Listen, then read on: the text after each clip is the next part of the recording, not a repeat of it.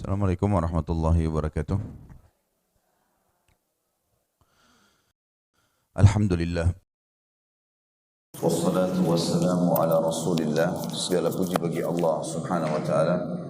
Juga salawat dan taslim kepada Nabi besar Muhammad sallallahu ala alihi wa sahbihi wasallam.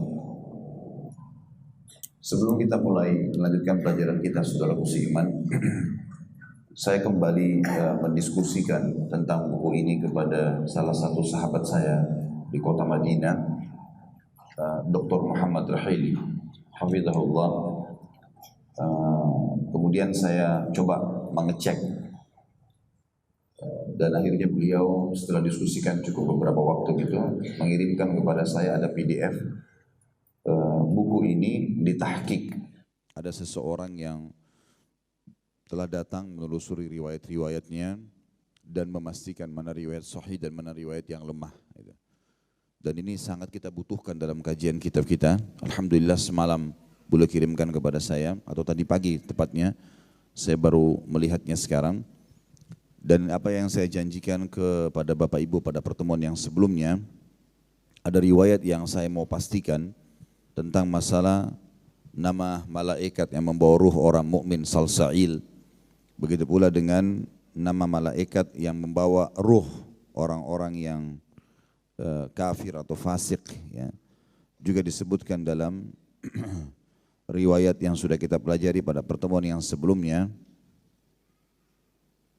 Itu kata muhakkik, orang ini mengatakan sesungguhnya nama-nama malaikat ini diambil dari Israiliyat, dan apa yang dinukil dari Abu Hamid berhubungan dengan beberapa riwayat yang disebutkan nama malaikat tersebut tidak tersebutkan dalam buku-buku sunnah yang telah tersusun dalam bentuk buku, baik itu yang sahih ataupun yang dhaif. Dan tentu seorang muslim, kata beliau, harusnya kembali kepada dalil-dalil yang sahih. Maka dengan penjelasan yang ditulis oleh penulis dalam mentahqiq buku ini, berarti riwayat yang sudah kita lewati yang lalu itu dianggap riwayat yang belum ditemukan ya, referensinya. Dan sudah saya sebutkan alhamdulillah pada pertemuan yang sebelumnya tentang riwayat sahih, riwayat Bukhari berhubungan dengan masalah ruh itu keluar, ya. Dan sudah kita panjang lebar jelaskan masalah itu. Begitu pula insya Allah apa yang kita pelajari pada kesempatan sekarang tentang masalah rupa malaikat maut ketika mencabut nyawa orang mukmin dan juga orang kafir, ya. Tentu tadi nama malaikat pencabut pembawa ruh orang mukmin yang saya katakan riwayatnya tidak tersebutkan atau rujukannya tidak ditemukan, itu yang Salsail dan juga Israel yang disebutkan akan menjawab atau membawa ruhnya orang kafir. Ini semua riwayatnya setelah ditelusuri adalah dari Israiliyat. Dan juga ini dijelaskan oleh Abu Ahmad Abdullah bin Muhammad al-Asbahani dalam kitabnya Al-Azamah. Dikatakan oleh Imam Qurtubi, rupa malaikat maut ketika mencabut nyawa orang mukmin dan orang kafir. Kata para ulama kita rahimahullah, maksudnya adalah para ulama yang Imam Qurtubi belajar darinya, adapun rupa malaikat maut alaihissalam dan betapa rasa takut serta ngeri yang dialami hati manusia saat melihatnya adalah hal yang tidak bisa diungkapkan dengan kata-kata karena sangat mengerikan dan juga kelihatannya bengis. Tidak ada yang tahu hakikat rupa malaikat maut di waktu itu kecuali orang yang mana malaikat maut sendiri sengaja menampakkan diri kepadanya. Kalaupun ada yang bercerita tentang dia, barangkali itu hanyalah perumpamaan-perumpamaan dan cerita-cerita belaka yang dibuat oleh orang. Ada riwayat, dan riwayat ini juga sebagaimana dinukil dalam buku yang ditahqiq dalam PDF yang saya terima, ini juga menjelaskan kalau riwayat ini belum ditemukan tentang masalah kesahihannya, tapi ada athar nanti tentang Ibrahim alaihissalam yang masih ada sebagian ulama berpegang padanya. Riwayat itu adalah riwayat dari Ikrimah bahwasanya dia berkata, aku melihat pada satu suhuf syith, dan syith ditulis di situ di bawahnya atau dikasih keterangan adalah anaknya Nabi Adam alaihissalam, di mana dia yang membangun bersama ayahnya Adam Ka'bah. Bahwa Adam alaihissalam berkata, ya Tuhanku, perlihatkanlah kepadaku malaikat maut supaya aku bisa melihatnya. Maka Allah yang maha tinggi mewahyukan kepada Adam, sesungguhnya malaikat maut itu mempunyai sifat-sifat tertentu yang membuat kamu tak akan pernah mampu melihatnya. Tapi aku akan menurunkan dia kepadamu dalam wujud seperti yang biasa dilihat oleh para nabi dan orang-orang pilihan. Kemudian Allah menyuruh Jibril, Mikail dan malaikat maut untuk turun menemui Adam. Adapun malaikat maut sendiri datang menemui Adam dalam wujud seekor domba berwarna biru. Dia membentangkan 4.000 sayapnya. Dari sayap-sayap yang dimilikinya, di antaranya ada sayap yang lebarnya mencapai langit dan bumi, ada yang mencapai seluruh bumi-bumi, ada yang mencapai timur yang terjauh, dan ada pula sayap yang mencapai barat yang terjauh. Ternyata bagi malaikat maut, bumi yang dengan segala isinya seperti gunung-gunung, lembah-lembah, hutan-hutan, jin, manusia dan binatang dengan segala jenisnya, laut dan udara dengan segala isi masing-masing, semuanya dilekukan leher malaikat maut. Hanyalah seperti sebutir biji sawi berada di tanah lapang. Dan ternyata dia juga mempunyai beberapa mata yang hanya dia buka di tempat-tempat tertentu saja. Dan beberapa sayap yang hanya dia bentangkan di tempat-tempat tertentu saja. Ada sayap-sayap yang dia bentangkan seperti kabar gembira bagi orang-orang pilihan. Dan ada pula sayap-sayap yang dia bentangkan terhadap orang-orang kafir, di mana terdapat batang-batang besi penusuk, batang-batang besi pengait dan gunting-gunting. Melihat semua itu Nabi Adam alaihissalam sangat terkejut lalu pingsan dan baru sadar kembali pada jam yang sama di hari ke-7 sejak peristiwa itu. Dan ketika sadar terasa seolah-olah dia baru bangkit dari ranting-ranting za'faran yang penuh dengan duri. Khabar ini disampaikan oleh Ibnu Zahar Al-Wa'iz yang lebih dikenal dengan Abu Hashim Muhammad bin Muhammad dalam kitab An-Nasahi. Dan ini riwayat yang dikatakan tadi butuh penelusuran, dan insya Allah akan saya pastikan dengan izin Allah tentunya pada pertemuan akan datang, dan saya akan berikan jawaban ke Bapak Ibu karena ini baru saya temukan PDF tahqiqnya hari ini. Tapi khusus ini adalah riwayat juga oleh penulis, sebenarnya dijelaskan kalau perlu penelusuran lebih jauh. Tapi ada riwayat dari Ibnu Abbas radhiyallahu anhuma yang cukup banyak dinukil oleh ulama bahwa Ibrahim alaihissalam Khalilur Rahman pernah meminta malaikat maut memperlihatkan kepadanya bagaimana rupa wajahnya ketika mencabut nyawa orang mukmin. Maka malaikat maut berkata, palingkanlah wajahmu dariku. Ibrahim pun memalingkan wajahnya, dan sesudah itu dia melihat malaikat maut dalam wujud seorang pemuda yang amat tampan, berpakaian indah, beraroma harum, dengan penampilan yang sangat menarik. Maka Ibrahim pun berkata kepadanya, demi Allah, andaikan orang mukmin tidak mendapatkan kegembiraan apapun selain melihat wajahmu, niscaya cukuplah. Kemudian Ibrahim berkata, sekarang perlihatkanlah kepadaku bagaimana rupamu ketika mencabut nyawa orang kafir. Maka kata malaikat maut, kamu tidak akan kuat, tapi perlihatkanlah, desak Ibrahim. Maka malaikat maut pun berkata, palingkan wajahmu dariku.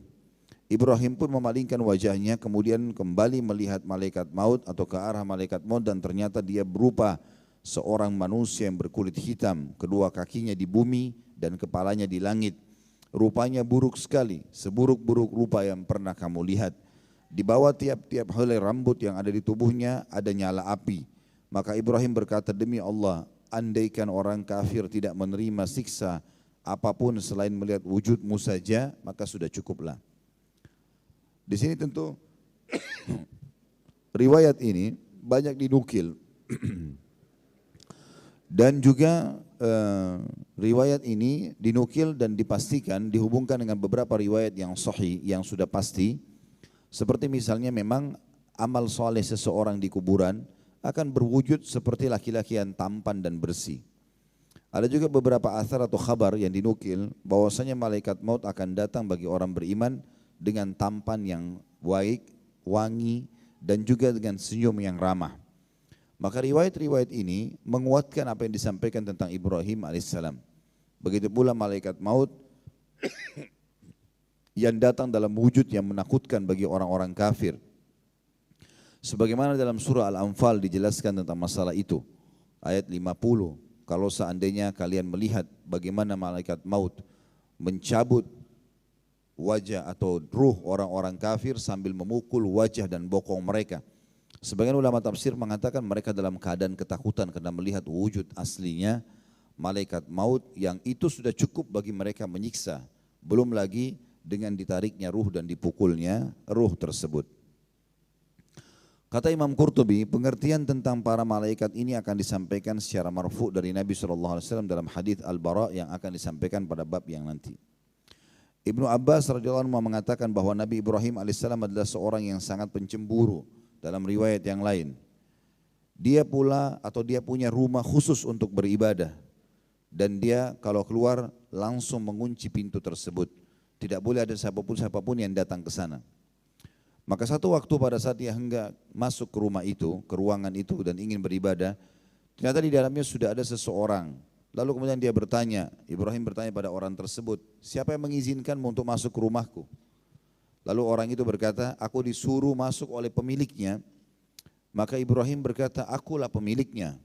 Orang itu kembali menjawab, aku disuruh masuk oleh yang lebih memiliki daripada kamu.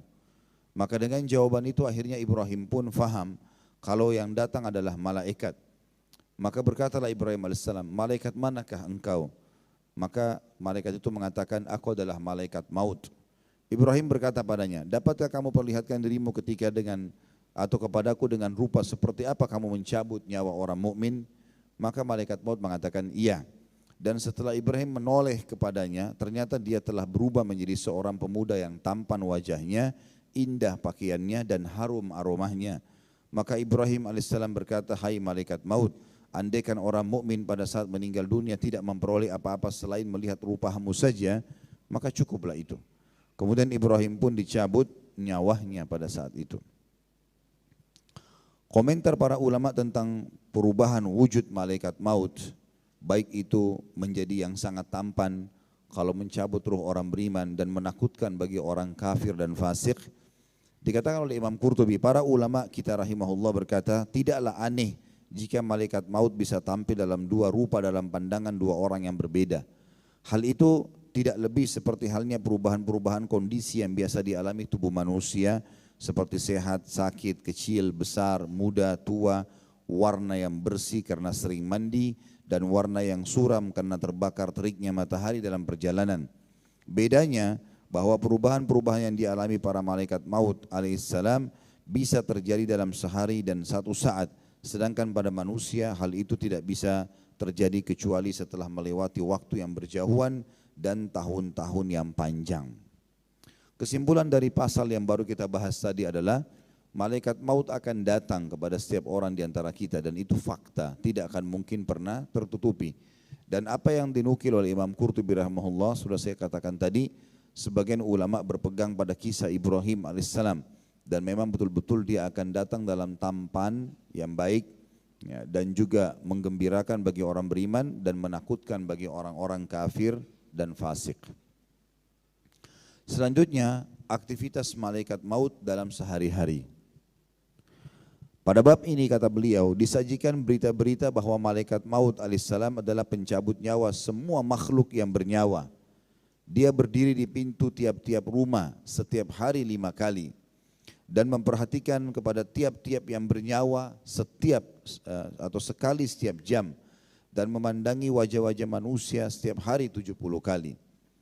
Khusus masalah riwayat yang menjelaskan kalau malaikat maut melihat wajah 70 kali setiap orang setiap hari, ini tentu dilemahkan oleh para ulama. Tetapi masalah kasus malaikat maut melihatnya setiap hari 5 kali, ini yang masih ditelusuri oleh para ulama dan ada athar yang membenarkan masalah itu. Lalu Imam Qurtubi mengangkat ayat Al-Quran surah Sajdah ayat 11 tentang pastinya ada malaikat maut dan dia juga memiliki wakil-wakil atau para malaikat lain yang bertugas membantunya.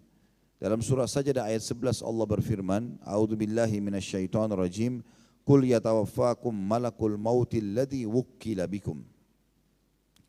Katakanlah hai Muhammad, malaikat maut diserahi untuk mencabut nyawamu pada saat mematikanmu.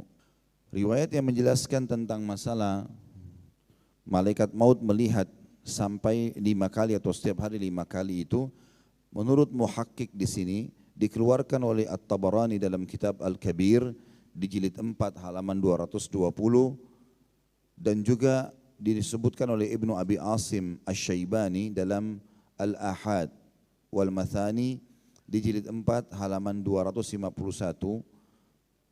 Juga Al-Jurjani dalam Tarikhul Jurjan di jilid 1 halaman 71, dan dikatakan bahwasanya Ibnu Hajar mengatakan bahwasanya hadis ini termasuk hadis yang ditolak karena ada perawi yang ditolak. Begitu pula Ibnu Jauzi memasukkan kategori hadis ini dalam hadis yang maudhu atau hadis yang palsu. Tapi saya akan bacakan riwayatnya dulu. Baru kemudian kita kuatkan lagi kembali dengan pendapat para ulama. Diriwayatkan dari Ibnu Umar radhiyallahu anhu bahwa dia berkata, apabila malaikat maut telah mencabut nyawa orang mukmin, maka dia berdiri di ambang pintu, sementara keluarga mayit itu sedang ribut. Ada yang memukul-mukul mukanya, ada yang mengurai rambutnya, dan ada pula yang berkata celakalah. Melihat semua itu, maka berkatalah malaikat maut, kenapa kalian mesti gusar? Demi Allah sedikit pun aku tidak mengurangi umur seorang pun dari kamu. Aku tidak menghilangkan rezeki seorang pun, dan aku tidak menganiaya seorang pun. Kalau kalian sakit hati atau jengkel kepadaku, maka demi Allah aku hanyalah disuruh. Karena sakit hati dan kejengkelan kalian ditujukan kepada si mayit. Dia sekarang sudah tidak berdaya lagi. Kalau ditujukan kepada si mayit, dia juga tidak berdaya lagi, tidak ada gunanya. Dan kalau semua itu kalian tujukan kepada Tuhan kalian, berarti kalian telah kafir kepadanya. Dan bagaimanapun aku pasti akan kembali menemui kalian, lalu kembali lagi dan terus kembali lagi. Andaikan mereka melihat di mana malaikat maut saat itu berdiri atau mendengarkan perkataannya, niscaya mereka tidak peduli lagi dengan si mayit, bahkan akan menangisi diri mereka sendiri. Diriwayatkan oleh Abu Mu'ti Makhlul bin Fadl An-Nasafi dalam kitabnya Al-Lu'lu'a. Sementara penulis di sini mengatakan membenar atau mencari tahu tentang riwayat ini. Baik, mungkin ini membutuhkan waktu. Saya akan bacakan saya dulu semua dan kita cukupkan dengan apa yang kita baca dari buku kita hari ini. InsyaAllah izinkan saya Kamis depan saya akan berikan kepastian semua tentang riwayat ini dan saya akan datangkan riwayat-riwayat yang sahihnya. Jadi untuk sementara kita berpegang pada riwayat ini tentang malaikat maut mencabut ruh dan berbicara, tetapi keluarga mayit tidak mendengar perkataan itu. Ada hadis lain kata beliau yang semakna dengan hadis di atas, diriwayatkan secara marfu pada khabar yang masyhur. Maksudnya khabar ini informasi atau berita. Jadi ada hadis, ya, kemudian ada sunnah, ya, kemudian ada athar dan ada khabar. Kalau dinukil dikatakan hadis, berarti itu murni dari Nabi SAW. Kalau dikatakan sunnah, berarti gabungan antara Nabi dengan sahabat. Kalau dikatakan athar, bisa dari Nabi, bisa dari sahabat, bisa dari tabi'in. Dan kalau dikatakan khabar, berarti bisa dari Nabi, bisa dari sahabat, bisa dari tabi'in, bahkan bisa dari orang-orang yang datang setelah mereka. Di sini dikatakan ada hadis lain yang semakna dengan hadis di atas, diriwayatkan secara marfu pada khabar yang masyhur. Ya. Dalam kitab Al-Arba'in dari Anas bin Malik radhiyallahu anhu bahwasanya Rasulullah SAW bersabda, tidak satupun rumah melainkan malaikat maut berdiri di pintunya 5 kali sehari. Apabila dia menemukan seseorang sudah habis jatah makanannya dan berakhir ajalnya. Maksudnya setiap orang di antara kita ada jatah yang sudah Allah tentukan.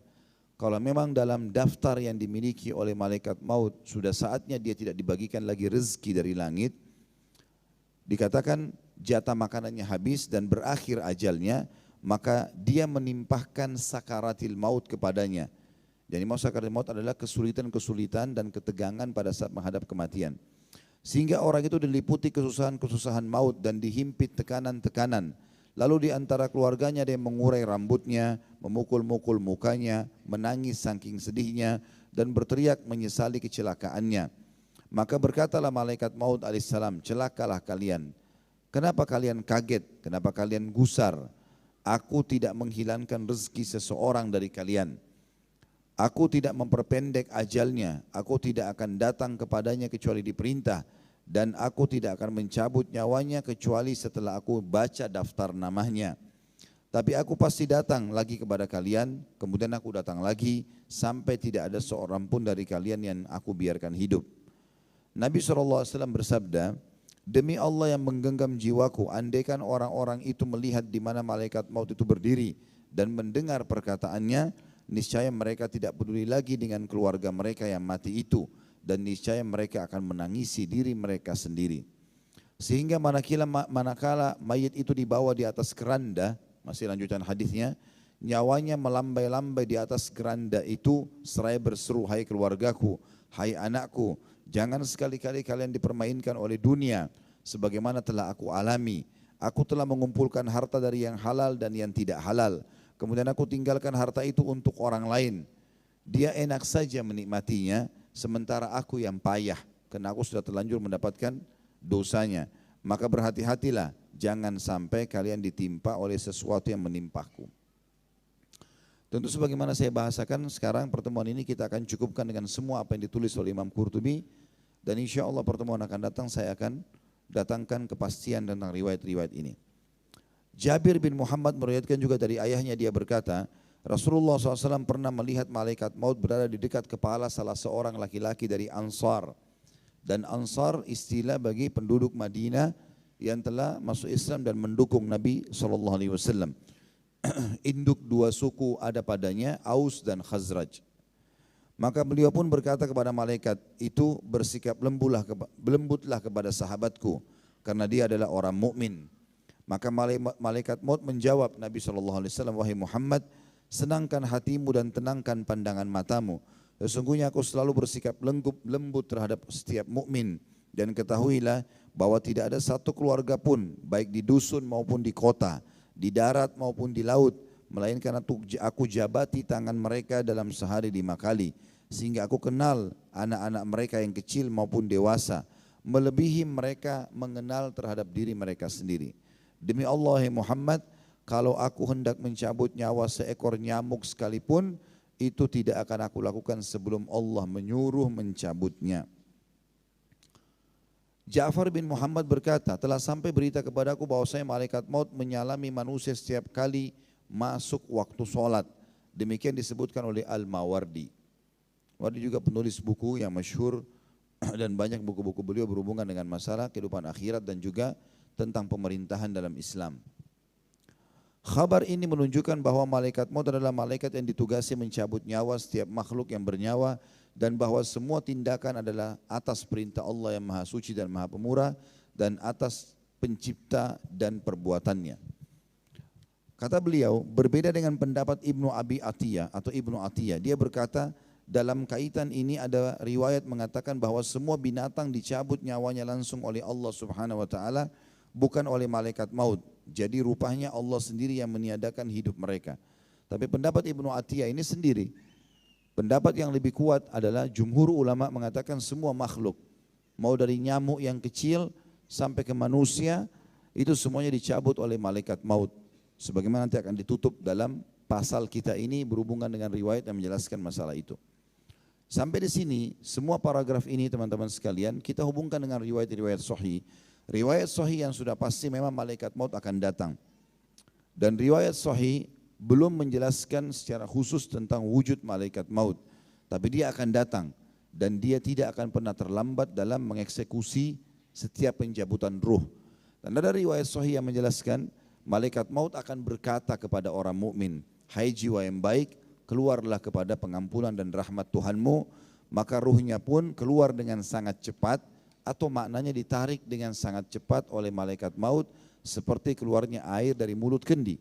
Sementara orang fasik atau orang kafir, maka malaikat maut akan menghardiknya sambil mengatakan kepadanya, hai jiwa yang busuk, keluarlah kepada kemurkaan Tuhanmu. Riwayat sahih ini menjelaskan memang ada malaikat maut dan ada hardikan dari malaikat maut, tapi tidak menjelaskan tentang wujudnya atau wajahnya. Dan dia juga berkata, dilanjutkan oleh Imam Qurtubi, sebenarnya manusia juga sama, hanya saja manusia adalah jenis makhluk yang mulia, maka pencabutan nyawa mereka diurus oleh malaikat maut dan beberapa malaikat lainnya yang membantunya. Maksudnya Allah SWT menciptakan malaikat maut dan lewat tangannya Allah melakukan pencabutan nyawa manusia, melepaskan dan mengeluarkannya dari tubuh mereka, serta menciptakan bala tentara bersama malaikat maut untuk bekerja bersamanya. Sebagaimana Allah Subhanahu wa taala berfirman di dalam surah Al-Anfal ayat 50. Di situ tentu terjemahannya saya bacakan ayatnya. A'udzu billahi minasyaitonir rajim. Walau tara idh yatawaffal ladina kafarul malaikatu yadribuna wujuhahum wa adwarahum wa dhuqu adzabal harik. Andai saja kalian bisa melihat bagaimana dahsyatnya malaikat maut pada saat mencabut ruhnya orang-orang kafir dengan cara memukul wajah dan bokong mereka. Sebagian ulama mengatakan memukul wajah dan dadahnya. Maka dikatakan kepada mereka, rasakanlah panasnya api neraka. Ayat ini juga Al-Anfal ayat 50 menjelaskan kepada kita adanya malaikat maut. Dan itu kepastian. Tapi tidak dijelaskan wujudnya. Dan dia juga berbicara dan menghardik serta memukul. Itu jelas. Ya. Kalau itu dalam ayat Al-Quran dikatakan jelas. Juga dalam firman Allah dalam surah Al-An'am ayat 61. A'udzu billahi minasyaitonir rajim tawaffathu rusuluna, dan pastilah setiap yang bernyawa dimatikan atau diwafatkan oleh delegasi-delegasi kami. Ini juga menjelaskan tentang pastinya ada malaikat maut. Kata Imam Al-Qurtubi, dan pada hakikatnya Allah yang Maha Tinggi, Dialah yang telah menciptakan segala sesuatu, yang melakukan segala perbuatan dengan sebenarnya. Hal ini juga Allah jelaskan dalam surah Az-Zumar ayat 42. Ini insyaAllah kita coba buka ayatnya. Surah nomor 39. A'udzu billahi minasyaitonir rajim. Allahu yatawaffal anfusa hina mautiha wallati lam tamut fi manamiha fayumsiku allati qada 'alaiha al-mauta wa yursilu al-ukhra ila ajalin musamma. Inna fi dzalika laayatin liqaumin yatafakkarun. Allah memegang jiwa atau ruh orang ketika matinya dan memegang jiwa orang yang belum mati di waktu tidur. Ini sudah pernah kita jelaskan pada bab sebelumnya, kalau mati itu adalah saudaranya, tidur itu saudaranya kematian. Dan kalau orang tidur, ruhnya pun keluar. Tetapi beda prosesi keluarnya dengan orang kalau sudah meninggal dunia. Dalam ayat ini dijelaskan, Allah memegang jiwa orang-orang yang mati. Dalam hadis kata Nabi SAW, orang kalau tidur ruhnya keluar. Dan kalau Allah tahan ruhnya, berarti sudah tiba ajalnya. Dan Allah juga memegang jiwa atau ruh orang yang belum mati di waktu tidurnya. Kalau belum saatnya ajalnya datang, maka dia tahan jiwa orang yang telah dia tetapkan kematiannya, dan dia melepaskan jiwa yang lain sampai waktu yang ditetapkan. Maksudnya dikebaskan, masuk lagi ke dalam tubuhnya, lalu dia bangun dari tidurnya. Sesungguhnya pada di bagian itu terdapat tanda-tanda kekuasaan Allah bagi kaum yang mau berfikir. Dikatakan dalam tafsir ayat ini adalah yang dimaksud Allah SWT mengutus malaikat maut, kemudian menggenggam ruh setiap orang yang tidur. Kalau tiba ajalnya maka ditahan, tidak dikembalikan. Kalau dia belum tiba ajalnya dikembalikan sampai pada batas waktu yang telah Allah tentukan. Dan saksi bahasan kita adanya malaikat maut. Juga firman Allah Subhanahu wa taala dalam surah Al-Mulk yang menjelaskan kalau mati akan datang kepada setiap orang di antara kita, dan malaikat maut memang ada bertugas di situ. Ayat 2-nya, A'udzu billahi minasyaitonir rajim, alladzi khalaqal mauta wal hayata liyabluwakum ayyukum ahsanu amala. Allah yang telah menjadikan mati dan hidup supaya Dia menguji kamu.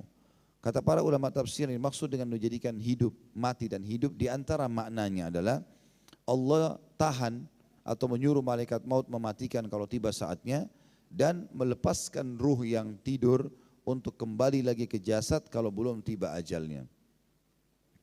Juga dalam Al-Baqarah 258 yang berbunyi, Allahu itu yuhyi wa yumit, menghidupkan dan mematikan. Kata beliau maksudnya adalah malaikat maut yang mencabut nyawa dibantu sebelumnya oleh para malaikat lainnya yang berdaya upaya mengeluarkannya. Dan Allah lah pada hakikatnya yang melakukan semua pekerjaan itu. Demikianlah hasil dari penggabungan ayat-ayat dan hadis-hadis mengenai masalah ini. Tapi karena malaikat maut itu yang melakukan pekerjaan tersebut sebagai perantara dan pelaksana langsung, maka pencabutan nyawa dinisbatkan kepadanya. Sedangkan penciptaan itu semuanya dinisbatkan kepada Allah Subhanahu wa taala. Begitulah kata beliau sebagaimana dinyatakan dalam sebuah hadis riwayat Ibnu Mas'ud radhiyallahu anhu, dia berkata telah bercerita kepada kami Rasulullah SAW, dan beliau orang yang jujur dan terpercaya dalam menyampaikan ini. Dan hadis ini hadis sahih riwayat Imam Muslim. Sesungguhnya seseorang dari kalian dihimpun penciptaannya dalam perut ibunya selama 40 hari. Kemudian menjadi segumpal darah selama sekian hari. Kemudian menjadi segumpal daging dalam sekian hari. Kemudian Allah mengutus malaikat, maka dia meniupkan nyawa ke dalamnya. Sabda Nabi SAW dihimpun penciptaan manusia dalam perut ibunya selama 40 hari adalah keterangan yang lebih rinci dari Ibnu Mas'ud radhiyallahu anhu, diriwayatkan dari A'mash, dari Haythamah, dari Abdullah bin Mas'ud. Dia berkata, sesungguhnya apabila nutfah itu sperma, telah masuk ke dalam rahim, lalu Allah Ta'ala berkehendak menciptakan manusia, maka nutfah itu menyebar ke dalam kulit perempuan, di bawah tiap-tiap kuku dan rambutnya. Kemudian tinggal di sana selama 40 hari. Kemudian turun menjadi darah dalam rahim. Itulah yang dimaksud dengan dihimpunnya nutfah. Makna ini maksudnya adalah sperma itu akan tinggal di tempat-tempat yang terhimpit antara daging, kulit dan kukunya si wanita. Tentu kalau sekarang penelitian ilmiah dianggap sperma itu akan tersimpan di tempat yang memang di situ ada sel telur. Saya pernah melihat sebuah cuplikan ilmiah berhubungan dengan masalah ini, dengan dibesarkan berapa kali sel telur itu dengan kamera, ternyata dia hanya seperti debu saja tipisnya, tapi sel telur itu pada saat keluar ya, dan terciptakan dengan izin Allah, dia akan melekat dengan kuat di dinding rahim, di antara lipatan-lipatan daging. Kemudian sperma pada saat dituangkan ke dalam mulut rahim, maka mayoritas sperma itu akan mati dengan zat yang ada untuk perlindungan rahim yang telah Allah ciptakan. Yang lolos 1-2, itu pun yang lolos sperma tersebut seperti punya perintah dari Sang Pencipta Allah untuk mencari di mana sel telur tadi. Kemudian kalau sudah ketemu, maka dia akan tersimpan di dinding rahim dan itu terjadi selama 40 hari sebagaimana disebutkan dalam hadis tadi. Dalam Sahih Muslim disebutkan dari Hudzaifah bin Usaid Al-Ghifari, aku mendengarkan Rasulullah SAW bersabda, apabila nutfah telah melewati 42 malam, maka Allah mengutus malaikat untuk membentuknya, menciptakan pendengarannya, penglihatannya, rambutnya, kulitnya, dagingnya dan tulangnya. Kemudian malaikat itu berkata, ya Tuhanku, apakah aku jadikan dia laki-laki atau perempuan? Dan seterusnya dia menyebutkan hadis itu selengkapnya. Tentu hadis ini hadis sahih ya. Yang kata Nabi SAW, kalau riwayat lanjutannya adalah setelah itu dia mengatakan, ya Allah aku jadikan dia laki-laki atau perempuan. Lalu ditentukanlah juga rezeki dan ajalnya.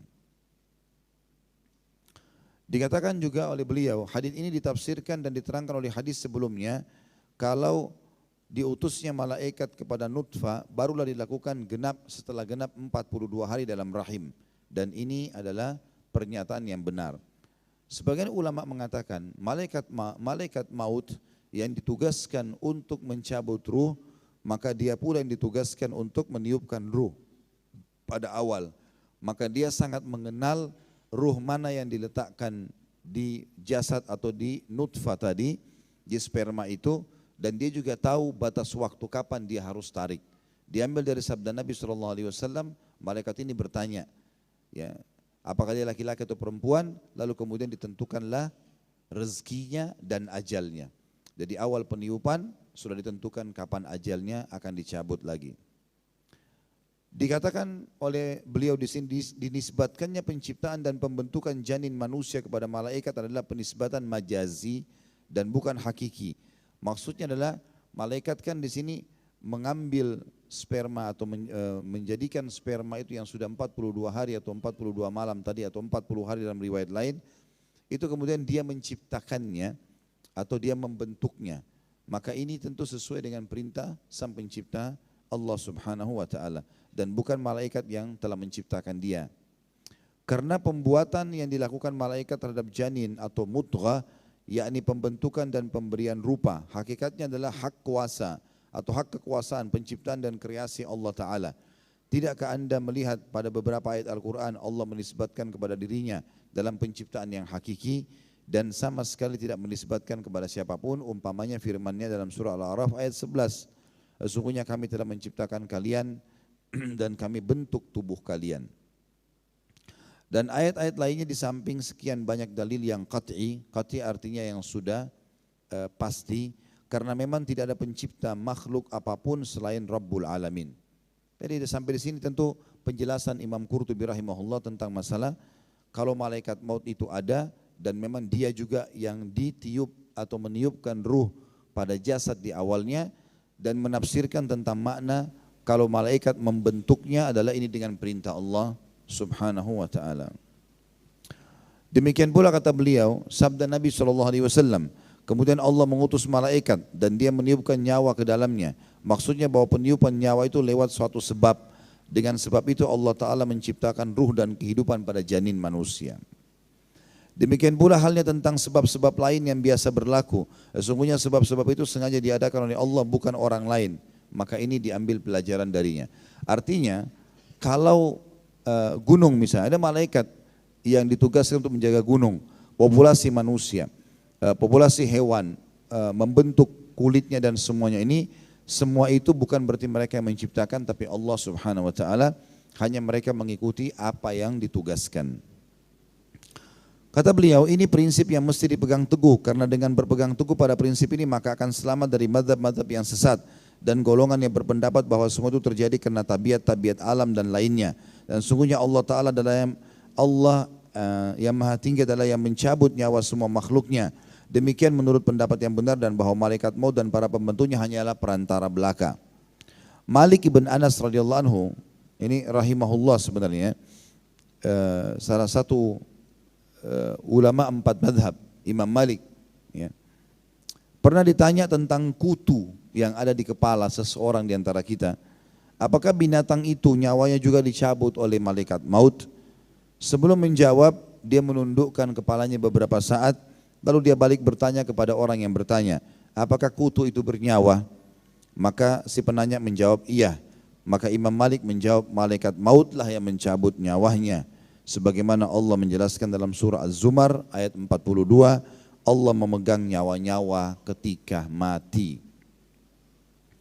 Dalam sebuah kabar bahwa pernah terjadi suatu perbincangan antara malaikat maut dengan malaikat hayat.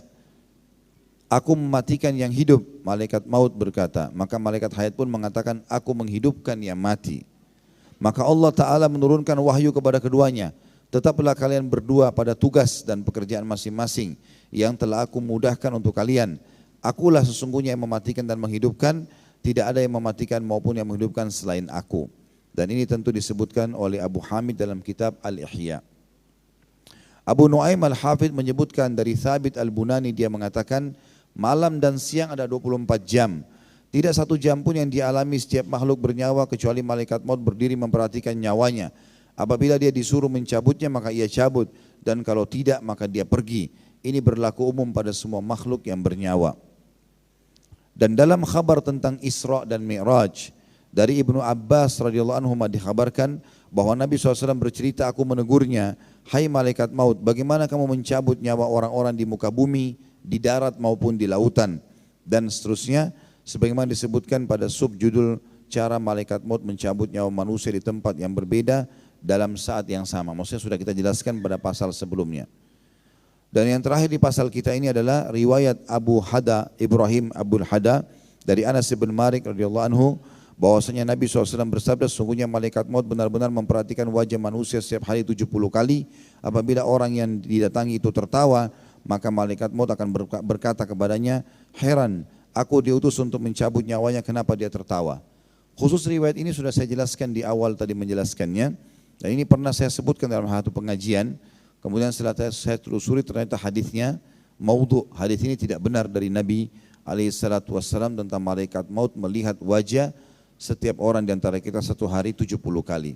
Tapi sekali lagi kita simpulkan dari bahasan kita adalah orang kalau meninggal akan kedatangan malaikat, dan disitulah fitnah pertama dia melihat malaikat. Maksudnya bagi dia berat, karena pertama kali dia melihat makhluk Allah malaikat yang akan mencabut nyawanya. Dan dari riwayat-riwayat tadi sudah disebutkan orang beriman akan mudah ruhnya keluar, atau hadis sahih, dan orang kafir, orang fasik akan sulit untuk keluar nyawanya. Kita akan tutup insya Allah dengan 2 pasal lagi tentang masalah kenapa malaikat maut ditugasi mencabut nyawa dan pandangan mata saat dicabutnya roh. Az-Zuhri menyebutkan riwayat Wahab bin Munabbi dan lainnya telah menyampaikan sebuah riwayat yang artinya bahwasanya Allah yang maha tinggi dan maha suci telah memerintahkan Jibril alaihissalam supaya datang kepadanya membawa sedikit tanah dari bumi. Maka datanglah dia ke bumi, Jibril, untuk mengambilnya. Tapi ternyata bumi meminta perlindungan kepada Allah dari perbuatan itu. dan dia melindunginya, atau Allah tidak mengizinkan Jibril mengambil tanah itu. Lalu Allah Subhanahu wa taala memerintahkan Mikail untuk tugas yang sama, dan kali ini bumi pun meminta perlindungan kepada Allah dari hal itu, maka Allah pun melindunginya. Lalu Allah Subhanahu wa taala memerintahkan Israel. Tentu yang disebutkan situ Israel adalah malaikat yang dianggap akan mencabut ruh, ya, sebagaimana ada sebagian riwayat atau ada sebagian athar menyebutkan, tapi ini juga kalau dalam pentahkikan buku ini sendiri dikatakan nama ini tidak pernah ditemukan dalam hadis yang sahih. Untuk melakukan tugas tersebut bumi pun meminta perlindungan, namun kali ini Israel tidak memberikan perlindungan, sehingga dia mengambil sebagian tanah dari bumi itu. Allah bertanya kepada Israel, apakah bumi meminta perlindungan kepadaku darimu? Maka dia mengatakan, iya. Kenapa kamu tidak kasihan kepadanya seperti yang dilakukan kedua temanmu? Tanya Allah kepada Israel, maka yang dijawab olehnya, ya Tuhanku, ketaatanku kepadamu lebih wajib aku tunaikan daripada kasihanku kepadanya. Maka Allah berseru, pergilah, kamu adalah malaikat maut, aku kuasakan kepadamu untuk mencabut nyawa-nyawa mereka. Tapi Israel malah menangis, maka Allah pun bertanya, kenapa kamu menangis? Dia mengatakan, ya Tuhanku, sesungguhnya engkau menciptakan dari makhluk ini para nabi, orang-orang pilihan dan para utusan, dan sesungguhnya engkau telah menciptakan suatu makhluk yang lebih mereka benci selain kematian. Maka apabila mereka mengetahui akulah yang mencabut nyawa, maka mereka akan membenci dan mencakiku nanti. Maka Allah Ta'ala berfirman atau menjawab, sesungguhnya aku akan jadikan untuk kematian beberapa sebab dan alasan, sehingga mereka menisbatkan kematian kepada sebab itu dan tidak mengaitkannya denganmu. Oleh karena itu Allah Ta'ala menciptakan berbagai penyakit dan segala macam lainnya menyebabkan kebinasaan. Sampai sini tentunya yang ditelusuri dan ditanggapi oleh para ulama adalah cuma nama Israel saja. Kalau nama ini belum ditemukan dalam hadis-hadis yang sahih. Tapi masalah prosesi ditugaskannya malaikat maut sebagaimana sudah kita jelaskan sebelumnya ada disebutkan dalam ayat-ayat yang banyak dan juga hadis-hadis yang sahih. Dinukil dari Ibnu Abbas radhiyallahu anhuma, dia berkata, tanah untuk menciptakan Adam diangkat dari 6 bumi, yang terbanyak dari bumi ke-6. Tidak ada tanah yang berasal dari bumi ke-7, karena di sana terdapat neraka jahanam. Dan dia katakan ketika malaikat maut datang membawa tanah, maka Tuhan bertanya kepadanya, apakah bumi tidak meminta perlindungan kepadaku darimu? Maka dan seterusnya, hadis dilanjutkan dengan lafaz dan makna yang sudah dikemukakan tadi. Maka Al-Qutaibi menambahkan mengatakan, maka berkatalah bumi, ya Tuhanku, engkau telah menciptakan langit tanpa mengurangi apa-apa darinya. Demi kejayaanku dan keagunganku, kata Allah, aku akan kembalikan mereka semua kepadamu, walaupun mereka berbuat jahat, baik ataupun jahat. Artinya riwayat itu bersambung. Kalau tadi Allah menyuruh malaikat maut untuk mengambil genggaman tanah, dan akhirnya dia mengambilnya walaupun bumi memohon agar tidak diambil darinya.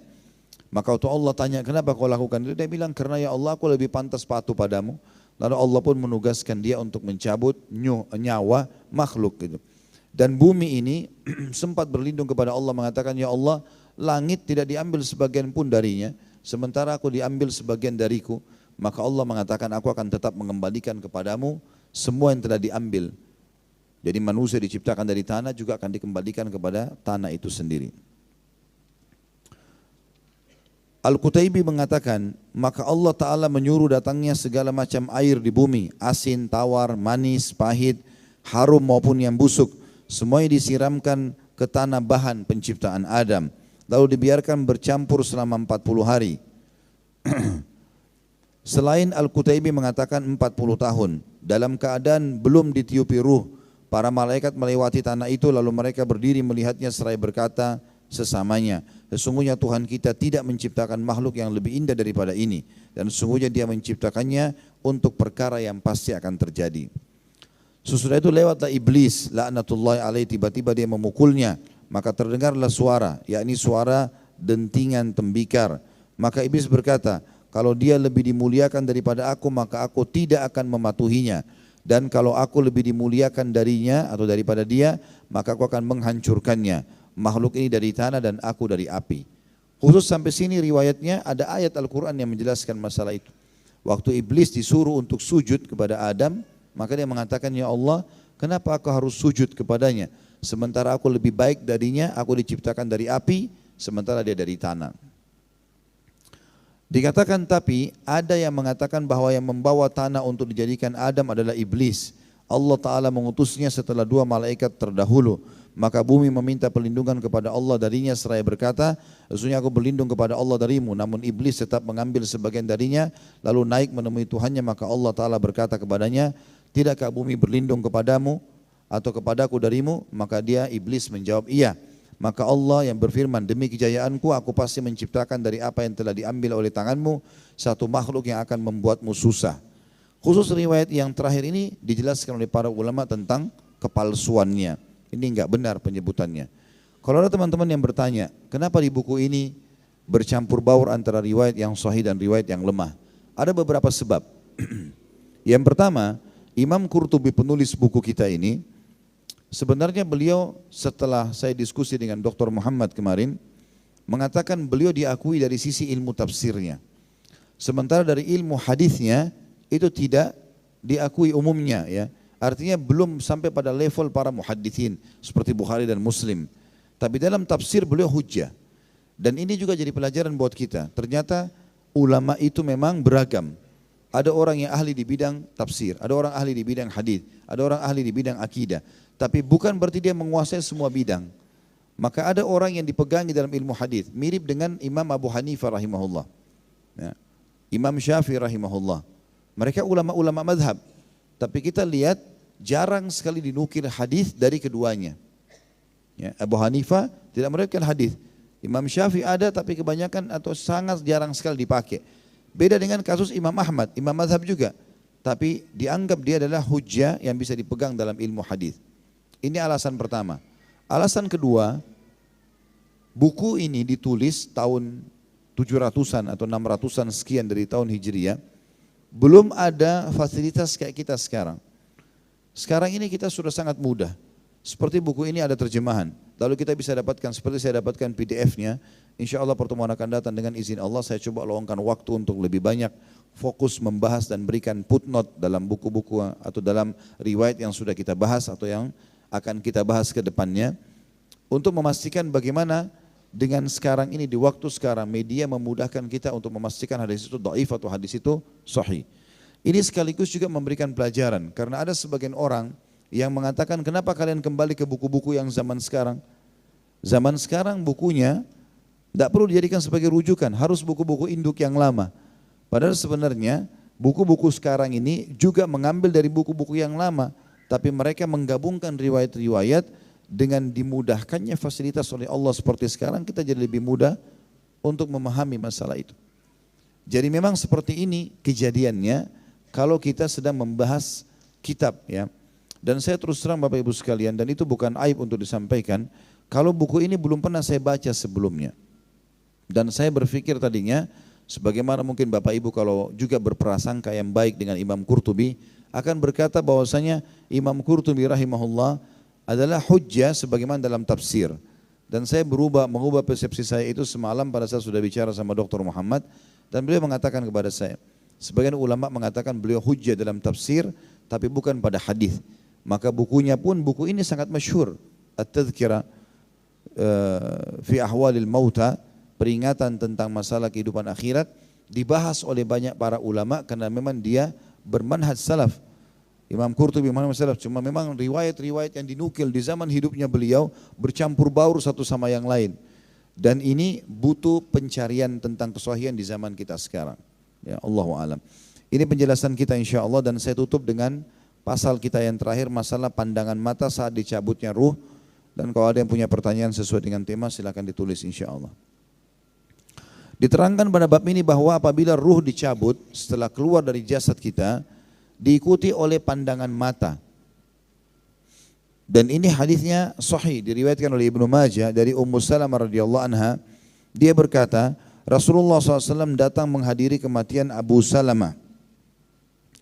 Waktu itu mata Abu Salamah tampak terbuka, maka beliau memejamkannya.